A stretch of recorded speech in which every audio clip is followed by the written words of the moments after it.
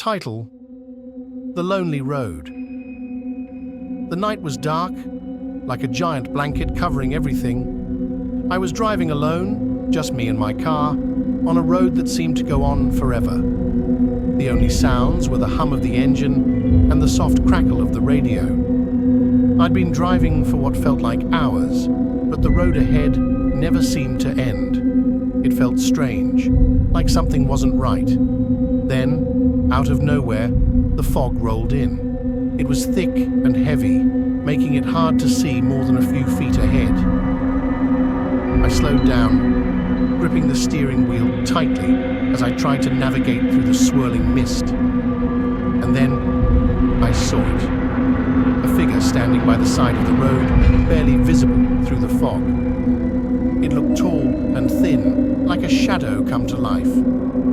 I felt a chill run down my spine as I passed by, but when I looked back, it was gone, vanished into thin air.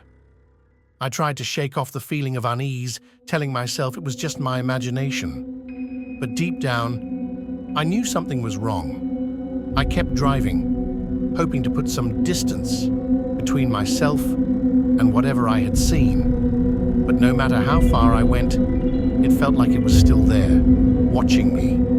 And then, just when I thought things couldn't get any worse, the road disappeared. One moment, I was driving along the asphalt, and the next, it was gone, covered by the thick fog, like it had never been there at all. I panicked, slamming on the brakes as I tried to find my way back, but it was no use. The fog seemed to stretch out endlessly in every direction, swallowing everything in its path. I felt lost and alone, the darkness pressing in on me from all sides. And then I heard it, a soft whisper, barely audible over the sound of the engine. It seemed to come from everywhere and nowhere, all at once, echoing in the silence of the night. I froze, my heart pounding in my chest as I strained to listen. But it was gone as quickly as it had come, leaving me alone once more, with nothing but the sound of my own breathing. I tried to shake off the feeling of fear, telling myself it was just my imagination. But deep down, I knew something was out there, waiting for me in the darkness. I kept driving, hoping to find a way out of the fog, but no matter how far I went, it felt like I was going in circles. And then, just when I thought all hope was lost, I saw it. A faint light in the distance, barely visible through the fog. It flickered and danced like a beacon in the darkness, promising safety and salvation.